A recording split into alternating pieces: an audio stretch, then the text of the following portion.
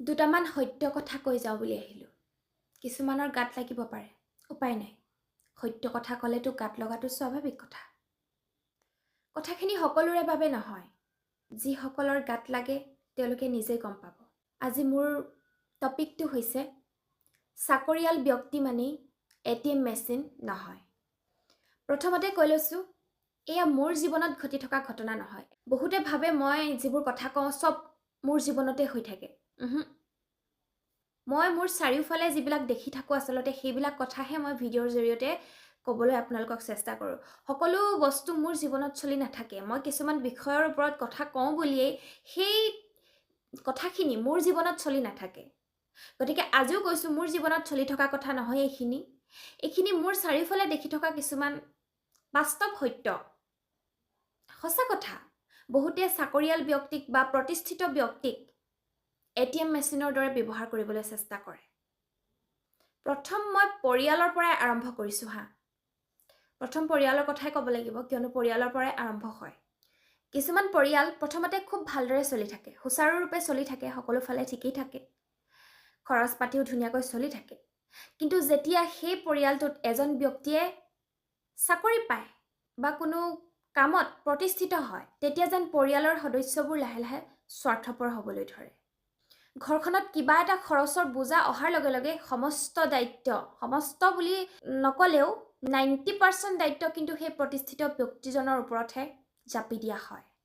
মই এইটো ক'ব যোৱা নাই যে দায়িত্ব দিব নালাগে, দায়িত্ব থাকিবই। কাৰণ তেওঁ যেতিয়া ঘৰৰ বাকী মানুহৰ তুলনাত 2 টকা বেছি উপাৰ্জন কৰিছে, যেতিয়া তেওঁতো দায়িত্ব ল'বই লাগিব। মই দায়িত্ব দিব নালাগে সেইটো কথা কোৱা নাই, কিন্তু 100%ৰ ভিতৰত 90% দায়িত্ব দিয়াটো কিমান যুক্তিসংগত? এবাৰ ভাবি চাবচোন তেওঁৰ কথা, এবাৰ ভাবি চাব। তেওঁ শূন্যৰ পৰাও আৰম্ভ কৰিব পাৰে সকলোবোৰ। গোটেই দিনটো কষ্ট কিহৰ বাবে কৰিছে? হয়তো নিজৰ সপোনখিনি পূৰণ কৰিবৰ বাবেই তেওঁ কৰিছে। তেওঁতো ওপৰতে টকা ঘটি থকা নাই। এটা পৰিয়ালত নানা ধৰণৰ সমস্যা আহে, আৰু সেই সকলো সমস্যাৰ সমাধান হিচাপে যদি সেই চাকৰিয়াল ব্যক্তিজনকে ধৰা হয়, তেন্তে তেওঁৰ সপোনবোৰ কেনেকৈ পূৰণ হ'ব? তেওঁ নিজৰ কাৰণে কি কৰিব? কেতিয়াবাতো কিছুমান ব্যক্তিৰ এনেকুৱাও হোৱা দেখিছোঁ, দায়িত্বৰ নামত নিজে এটা সাধাৰণ জীৱন যাপনো কৰিব নোৱাৰে। বহুতো প্ৰব্লেম ফেচ কৰি থাকে, বেলেগৰ পৰা টকা ধাৰ ল'বলগীয়া হয়। কেতিয়াবা নিজৰ টকাৰে নিজে চলিবই নোৱাৰে, আনৰ দায়িত্ব লৈ থাকোঁতে। অথচ কিন্তু তেওঁ এটা ভাল চাকৰিও কৰে, অথচ তেওঁ মিলাব নোৱাৰে। কাৰণ তেওঁক পৰিয়ালৰ মানুহে এটা ATM মেচিনৰ নিচিনা কাম কৰিব বিচাৰে। আৰু এই দায়িত্ব কেৱল পৰিয়ালতে সীমাবদ্ধ নাথাকে।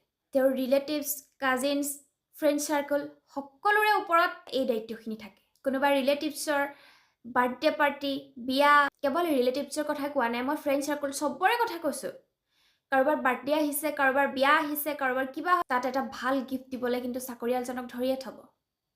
কিছুমানেতো দাবী কৰিব, মোক আমুকটো লাগিব, মোক তামুকটো লাগিব। আৰু এনেদৰে বেলেগৰ কাৰণে দায়িত্ব লৈ লৈ অৱশেষত সেই চাকৰিয়াল ল'ৰাটো বা ছোৱালীজনী কুঙা হৈ পৰে। কেতিয়াবা আপুনি চাকৰিয়ালজনৰ কথাও ভাবিবচোন, তেওঁৰ সপোনবোৰৰ কথা ভাবিব। বুজিবতো পাৰিব নিশ্চয়, কাৰণ তেওঁ মানুহ, আপুনিও মানুহ। তেওঁ উপাৰ্জন কৰিছে যেতিয়া তেওঁ দায়িত্বটো ল'বই। আপুনি নকলেও ল'ব, কাৰণ তেওঁ বুজি পায় নিজৰ দায়িত্বৰ কথা। কিন্তু কিছুমান এনেকুৱা দায়িত্ব আপোনালোকে তেওঁৰ ওপৰত জাপি দিয়ে, সেইটো কেতিয়াও মানি ল'ব নোৱাৰি। চাকৰি কৰিলেই কোনোবা এটা ল'ৰা বা কোনোবা এজনী ছোৱালী ATM মেচিন হৈ নাযায়।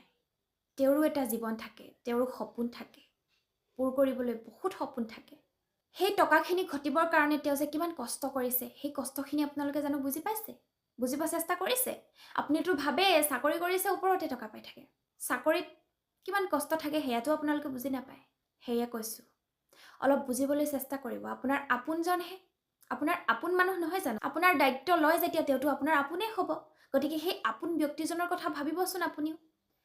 যিকোনো প্ৰয়োজনতে তেওঁলৈ ফোন নকৰিব, তেওঁৰ কথাও অলপ ভাবিব। যিকোনো সময়তে, যিকোনো প্ৰয়োজনতে তেওঁলৈ ফোন কৰি নক'ব যে মোক আমুকটো প্ৰয়োজন হৈছে, তামুকটো প্ৰয়োজন হৈছে। কেৱল বেলেগক সুখী কৰিবৰ কাৰণে তেওঁ জন্ম হোৱা নাই। নিজৰো এটা কিবা থাকে, নিজৰো এটা জীৱন থাকে।